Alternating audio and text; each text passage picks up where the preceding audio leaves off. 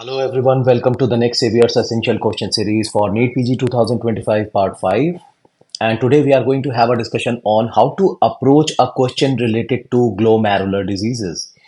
You know, these questions often appears long, and the moment when we see the question, we get anxious, like how to reach the answer. But in reality, just three-step approach is required to confirm the answer, and these are relatively easier sort of the question. Lengthier the question, longer the question, more the information provided to you.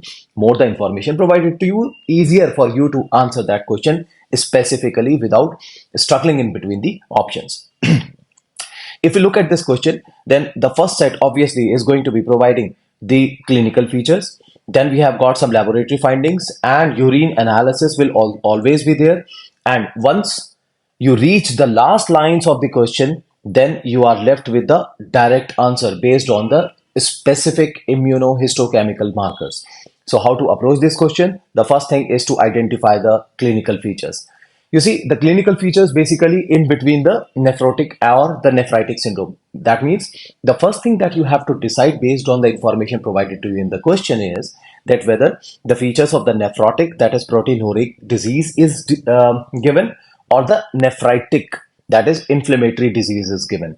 So once the features of the nephrotic syndromes are given, you can easily rule out some of the options, because the features of the nephrotic syndrome are present in minimal change disease, FSGS, the membranous glomerulopathy or nephropathy, or diabetic nephropathy.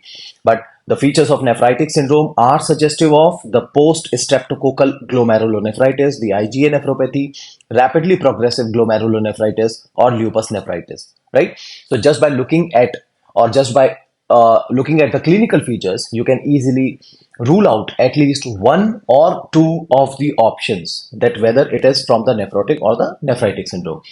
Now, further approaching the diagnosis, as you know, that if edema is predominantly present in the question, then it is pointing towards the nephrotic syndrome. If hematuria is predominantly present in the question, it is pointing towards the nephritic syndrome.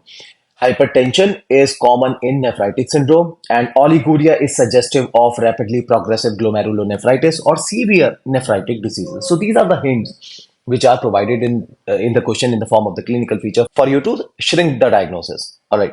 Then the feature of urine analysis would be provided to you. Then urine analysis, again, all the features related to proteinuria, hematuria, lipiduria, RBC cast, and the WBC cast, which are given to help you out that whether the patient is suffering from the nephrotic or the nephritic syndrome based on the question which is provided. As you know very much clearly that if the RBC casts are present, then it is suggestive of the nephritic syndrome.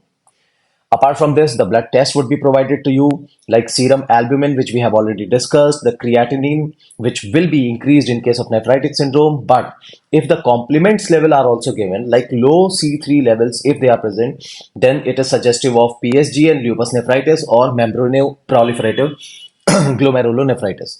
The normal C3 levels are suggestive of IgA nephropathy, HSP, FSGS, or minimal change disease. Specifically, now if the examiner wants you to specifically mark the answer, then autoimmune markers are given, like ANA, anti-dsDNA for lupus nephritis, the ANCA, PNCA, or CNCA for RPGN, and anti-GBM antibody for the good pasture syndrome for specific answers. And once you have reached this level, you see, if you go back to the question, and in the question it is provided like uh, a 45-year-old male presents with the nephrology to the nephrology clinic with a complaint of progressive lower limb edema. So edema is a key word over here. Age is also important. Frothy urine for the past 3 months. He denies any recent infection. On the basis of no history of recent infection, you can rule out IgA nephropathy like Berger disease. There is no weight loss or the joint pain. His medical history is significant for hypertension, for which it is well controlled with amlodipine. No smoking, no alcoholism. Family history is absent. There is no history for kidney disease.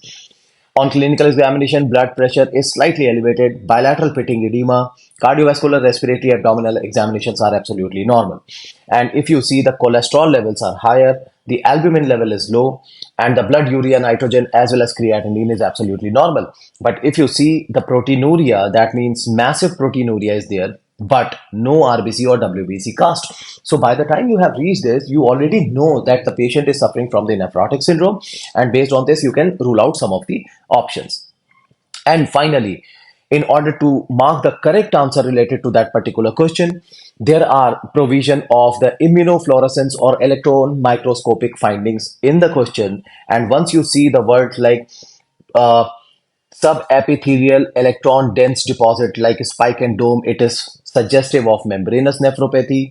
If you see like a starry sky IgG C3 deposits, it is suggestive of post streptococcal glomerulonephritis. If you see the linear IgG or ANCA associated deposits, it is a feature of RPGN. So these are the findings which would be provided to you in the last of the question, at the end of the question, for you to mark the answer related to the diagnosis for that particular one. So hope you have understood. It is not that difficult. It is easy how to approach a question related to glomerular diseases. Now, one more thing that they can ask you is the first line of management. And this is something that you already are aware of, or you should be aware of. Like for MCD, steroids; for FSGS, cyclosporin; for membranous nephropathy, supportive but rituximab if it is severe; for PSGN, antibiotics for the infection; IgA nephropathy, ACE inhibitors; and for RPGN, plasmapheresis, steroids, and cyclophosphamide. So these are the likely questions which are kept in your examinations. It's usually a long question, but it is relatively easy for you to answer once you know the approach. First, the clinical features. You consolidate your clinical feature finding by urine analysis and the laboratory findings. And once you have reached the answer, obviously, in order to mark the correct answer, you have to see the this psychological or immunofluorescence or electron microscopic findings. So hope you have understood related to this. Now, if you go back to the question, answer for this question specifically is FSGS. Then why I'm saying why FSGS, why not MCD? Because of the age. Because in children, MCD is far more common in comparison to FSGS. FSGS, one more thing, which is obviously not provided to you in this question. It is usually common in immunocompromised individuals like HIV patients. Now, if you look at another question, a 25-year-old male presents with the recurrent episodes of hematuria. Now, here there is a presence of blood in urine. So typically, so this is one thing that is shifting your focus towards the nephritic syndrome. So typically occurring within 1 to 2 days after upper respiratory tract infection. So these two lines are more than enough for you to identify that the patient is probably suffering from IgA nephropathy or the Budd disease. Now, urine analysis, dysmorphic RBCs and mild proteinuria. Creatinine is absolutely normal. Complement levels are within normal limits. Renal biopsy is performed. Mesangial proliferation with IgA deposits on immunofluorescence. So it is confirmatory of IgA nephropathy. So how they are asking the question now? What is the most likely pathophysiological mechanism? That means they are asking you to confirm the diagnosis, and then they are asking you the pathophysiological mechanism. And answer for this question is very straightforward once you have reached the diagnosis. And the answer is deposition of abnormally glycosylated IgA in the mesangium for IgA nephropathy or Budd's disease. Hope the session was helpful. Be prepared for these kind of the questions. Follow us on Telegram. The link is shared. All the best and thank you so much.